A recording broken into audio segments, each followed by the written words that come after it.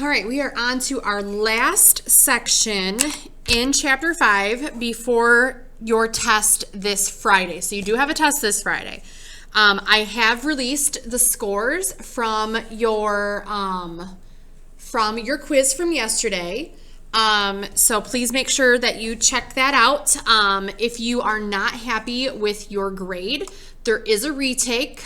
Just contact me and let me know that you want to retake it, and we can get that taken care of. When you check your grade in Schoology, please make sure, or when you check your old quiz, please make sure that you check and see, I gave feedback, like I said, why you got it wrong or whatever. So please make sure you check that out. Okay, so today we're going to start talking about transformations of absolute value functions. So all of the transformations we're going to talk about today are these things called translations. And what a translation is, that is when you take a graph and you shift it horizontally, so left or right, vertically, up or down, or maybe you shift it up and left or whatever.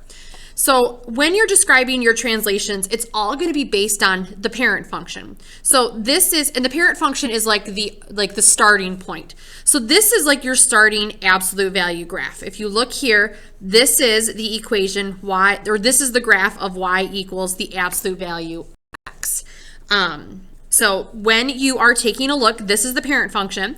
It has a vertex at 0, 0. And all of the graphs that we're going to be taking a look at today we're going to be comparing to this one. So we're going to be trying to figure out, how does the vertex translate? How does the vertex move? And that's really what we're going to be doing first for these first 4 examples, is taking a look at the graph and figuring out how does it move, and then kind of compare that to the equation. So like for number 1 here, this is the equation, and then this is what the graph would look like. And if you look here, remember the parent function starts at 0, 0. The vertex moved up 2. So if we had absolute value of x with a plus 2 on the outside, that means that you're going to shift your vertex up 2. For this one right here, we have the absolute value of x and then plus 1.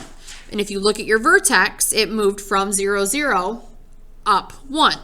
So this translates up 1. A lot of your answers today are going to be up, left, right, up, then left, that kind of thing. And so again, because it's plus 1 on the outside of the bars, because you're about to see them on the inside, when it's plus 1 or plus or whatever on the outside of the bars, you're moving up, however many it says there. Like if you take a look at this one, it says minus 2, and if you look at your vertex, you move down 2. So you took the vertex and moved it down 2. And here we have a minus 3, and we took the vertex from 0, 0 and went 1, 2, 3 down. So down 3. So just to kind of wrap this up, if you have something on the outside being added or subtracted, that means that you're going to translate your graph up or down by, in this case, we'll say k units because it says k. So if it says plus k or plus, that means you're moving up. If it says plus on the outside, if it says minus, that means you're going to be moving down. Okay, the other thing you're going to deal with today is, now, again, we've got the parent function going on here. So start at 0, 0. Now, if we take a look at this one, now we have adding and subtracting going on inside of the absolute value bars. So if it says plus 2, well, if you look at, here's the vertex. This one now moves left 2. So plus 2 on the inside of the bars, I feel like in your head you would think it would move right. But the absolute value bars, remember, the absolute value bars like do funky things to these numbers. So that's where you have to remember that if it's on the inside of the bars, it actually moves in the opposite direction. So if it's inside the bars with x, you're going to move, in this case, if it's plus, you move to the left that many. So here it says plus 1. So that means that from the vertex, you would move left 1 because of the plus. minus 2. In our heads, minus with the x would move to the left, but because it's inside the bars, that actually means it moves to the right too. And then minus 1 inside those bars, if you look at the vertex, it means that it moves to the right one. So, main thing today to keep in mind is if you have adding or subtracting going on inside the bars, that means it's going to translate the graph left or right by h units. So left or right. Inside the bars is how much you move left and right. Outside the bars is how much you move up or down. So let's take a look at a couple of more examples. So now, what happens when we put them all together? So here's our parent function, and then here's where we landed. And we went 1, 2, 3, 4 to the right. That's why we have x minus 4. And then we went 1, 2 down. That's why we have minus 2 on the outside. So remember, inside the bars, it's the opposite of what you would think, because you would think you're moving to the right, so it should be positive, but it's really negative.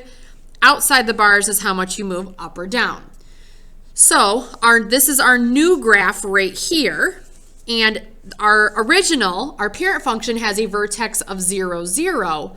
Our new one has a vertex of 4 and then the minus 2. That's our new vertex. The parent function has an axis of symmetry of x equals 0. Our new one, this is our axis of symmetry. It's actually going to be x equals 4. And then here, without even looking at the graph, if I see x plus 3 inside the bars, that means I move left 3. And if I see plus 5 here, that means I move up 5. Left 3 is negative 3. Up 5 is a positive 5. So that's an easier way, instead of having to look at the graphs every single time, for you to come up with the vertex. And then the axis of symmetry is always going to be x equals the x value of your vertex. And we can kind of see that here from the graph as well. Here's the translation. There's the line. You're good to go.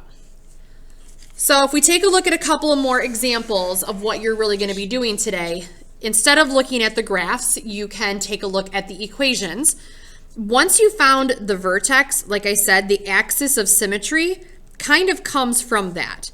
You've got to make sure that you understand how your graph is moving in order to be able to figure out what the vertex is. So for number 11 here, if you have x minus 2 inside the bars, this means right 2.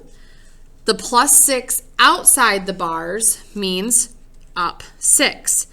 Right and up, when I'm writing my vertex, are both positive directions. So 2, 6 is my vertex. And then my axis of symmetry is going to be x equals the x value of your vertex. So there's your vertex, there's the axis of symmetry. And you're going to get more practice with this tomorrow as well. And I'm going to walk through all of these. Some of you may be able to pause and be done listening to me now, but I do want to make sure I talk about them all. X plus 5 inside the bars means left 5. Minus 9 outside the bars means down 9. Left and down in terms of the vertex are both negative directions. So there's my new vertex. And then the axis of symmetry is always going to be x equals the x value of your vertex. So there's the axis of symmetry. There's the vertex. For 13 here, there's nothing going on inside the bars, so it doesn't move left or right any. So that means, well, it doesn't really move that much any amount. This one only moves down 8. So for the vertex, I don't move left or right any, so I have 0. I move down 8 though, so negative 8, which means my axis of symmetry is going to be x equals the x value of your vertex. And then the last one here, x plus 7 means that I move left 7. Plus 11 on the outside of the bars means I move up 11. Vertex then is going to be negative 7, 11. It would have been way more fun if it was 7, 11, huh? And then the axis of symmetry is going to be x equals -7. So today your assignment is going to be a little bit of a combo of you just saying left, right, up, down, how many. You're also going to be finding the vertex and the axis of symmetry. Tomorrow we're going to be doing the same type of thing, except for now there's going to be numbers out in front of your absolute value bars. Make sure you reach out if you have any questions.